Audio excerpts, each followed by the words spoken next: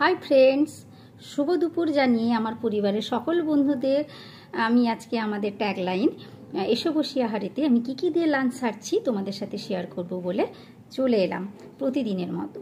তো তোমাদের নিশ্চয়ই লাঞ্চ হয়ে গেছে, তো আমি এই মাত্র বসেছি লাঞ্চ সারতে। তো আজকে আগে বলে নিই কী দিয়ে আমি আজকে লাঞ্চ সারছি। তো আজকে আছে ভাত আর মোরলা মাছ ভাজা, আর আছে সাদা তিল পেঁয়াজ দিয়ে বড়া করেছি, আর করেছি ডিম আলু সেদ্ধ করে পেঁয়াজ লঙ্কা দিয়ে মাখিয়েছি, আর আছে ডিম সেদ্ধ, আর আছে টমেটো ডাল, আর সর্ষে পমফ্রেট। আমাদের সি ফিশ খেতে আমরা একটু বেশি ভালোবাসি, তাই আজকে সর্ষে পমফ্রেট করেছি। আর এটা হচ্ছে আমের চাটনি।